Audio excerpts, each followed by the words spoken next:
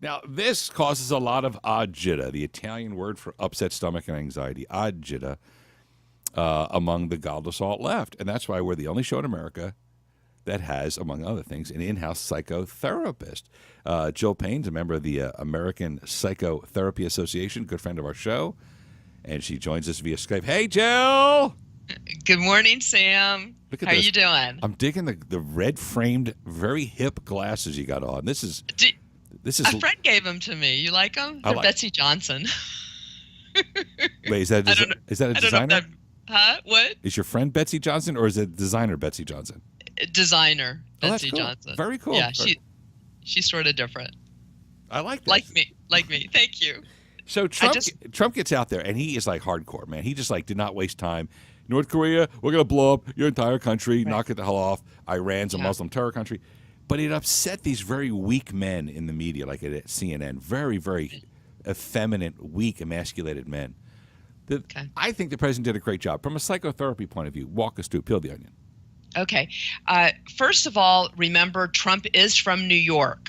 And people from New York, because I'm from the East Coast, even from the East Coast, we're a little bit, we're very direct, we're very blunt, we tell it like it is, and that is Trump with a little bit of a twist of his individualism. And so what he did was, in psychological terms, I thought he did a very good job. He was very positive at the very beginning, which is really good. During the whole presentation, he gave an outline. It was very easy to understand for us laymen. And he also redefined what the UN is for. And when I say redefined, he reminded people of what the UN is for. He reminded them that it was done after World War II, and that even though we were winners, we did not take over, because that is not what we do. What we did was we helped, and he used "we" a lot, right. helped to restore Europe.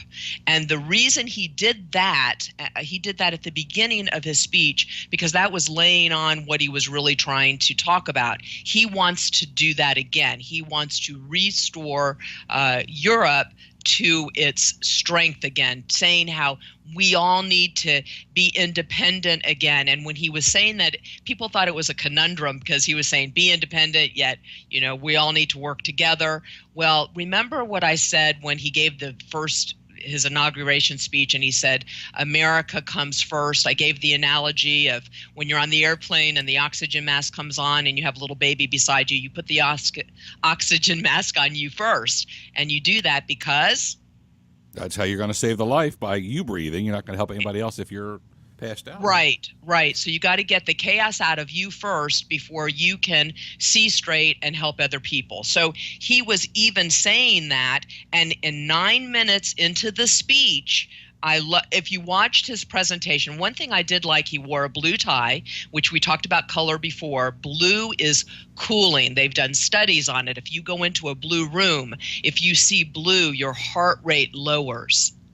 A blue. I often walk into blue rooms. There's just not a day that doesn't go by when I walk in a room. Well, my living room is blue because of that. So when I sit there, I feel tranquil. I like that. Yeah, so he did have the blue tie. He did not have a red tie on, if you notice that. Yeah. So that was something right there. And when he spoke, he kept on doing his okay sign with open hand.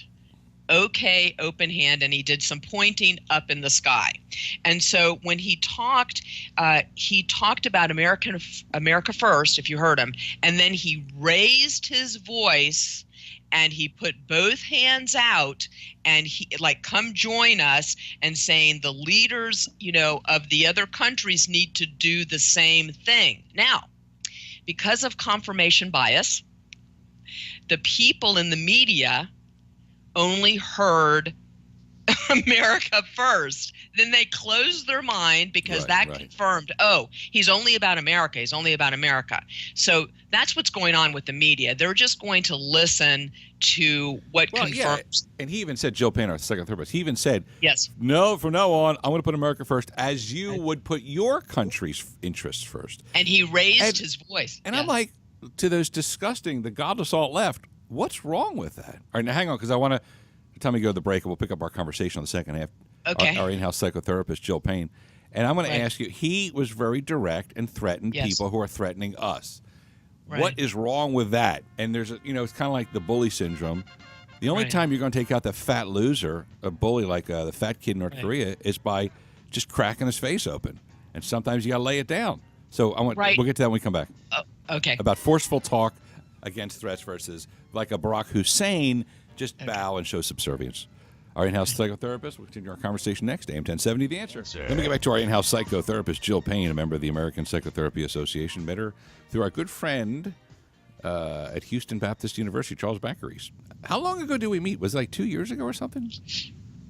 Around there. Yes. I think it was 2-ish years ago. And It's been 2 years. And Charles Baccaris says, you got to meet this psychotherapist. She's hilarious.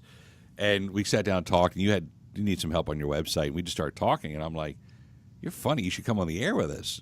And now it's exploded. It's exploded. All right, so here's the deal. A bunch of these very weak, effeminate, humiliated men were scared to death when Trump called out North Korea, says, stop it. We're going to, quote, wipe your country, destroy your entire country, something like that. Obviously, as a psychotherapist, you hear a man being very forceful. The U.S. has been threatened by that fat loser, Right. that Oreo-eating, porn-looking loser in North Korea. Right. What's wrong with being forceful like Trump? There's nothing wrong with being forceful. Again, they're using confirmation bias. They heard war. This is what I heard as a psychotherapist. I heard that if we are forced, then that we have no alternative. That's if he's not at the UN to start a war. He's at the UN to remind the UN what they're there for, to work together, to put peer pressure on other countries and so that they will maintain and stick by the rules of the UN. Okay, so that's what I heard. What did you hear? Knock it off. We're going to kick your ass. Well, that's exactly right. If he doesn't stick by the rules, and we are, quote, forced, there's no other option. And he Right. let the Rocket Man, and I want to talk about that. Rocket Man understand what will happen if he's going to play with his toys, and I say that sort of like Trump would say that, because when Trump labels people like Rocket Man, one, it makes it easier for me because I don't have to say his name. Two, what it does is it depersonalizes that person and decreases that person's power. And he does this a lot. He will. Right. Okay. So that's one reason he labels. He also uses descriptive words, which is labeling, like murderous regime, loser, terrorists. And so what does that do when someone says that? It puts a picture in your head, doesn't it? Right. Well, he did that during the election. Jill Payne with us, our psychotherapist. Yes. He did that during the election when he referred to his Marco Rubio as little Marco. Yeah. And low energy Jeb Bush. See, it was tough, It was like they weren't prepared for that New York style of politicking, and they got wiped out. Exactly. And people don't know how to use that. It doesn't matter. It still psychologically puts a picture in that other person. The word, you say that word, it's in your mind. You cannot take words away.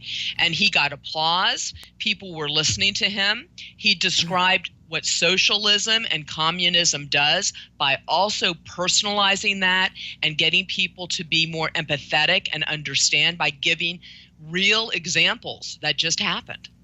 Jill Payne, our in-house psychotherapist, on the show, talking about Trump's speech yesterday at the UN, because we got 8 years of very weak of a very weak man, and Obama was just a very weak dude. It just was what it was. It was mom jeans and oversized bike helmets with him. It was just disastrous with no leadership.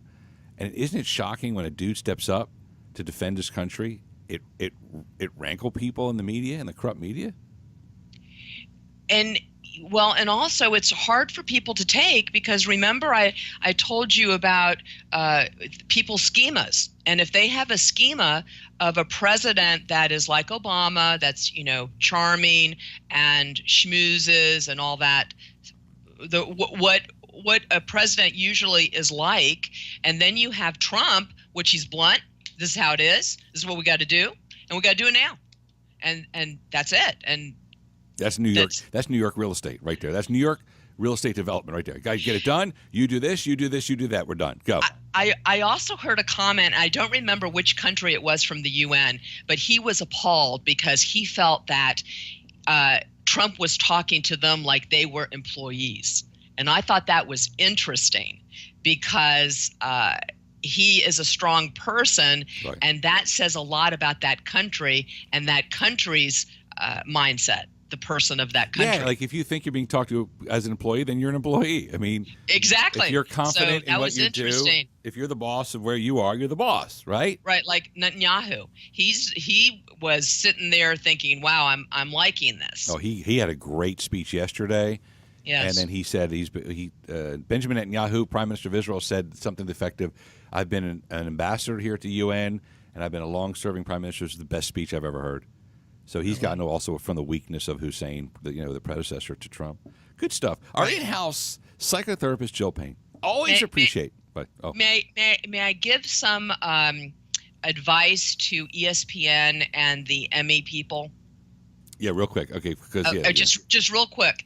When anger consumes you, you're giving more power to the other person. So when anger consumes you. When anger consumes, you're giving more power. Think about the Emmys was all about who? It was hatred of Trump. It was Trump. So he was talked about. People think about you, good or bad. Even Trump says, bad news, good news. Yeah. It's all good when it's about you. The Emmys were the lowest watched in 69 years. Exactly. 69 years. And what I now have to go to the break to play the music, but think about it. What kind of person puts their political self-interest in front of success and profit? And what CBS did is they wiped themselves off the map. When you have the lowest ratings, that means sometimes you have to give money back to advertisers. So it's pretty crazy. But anyway, they got to run. They got to go. So hopefully they'll listen and take that advice. I hope so. Our good friend Jill Payne, in-house psychotherapist. Thanks for stopping by. Thanks for having me, Sam. You got it.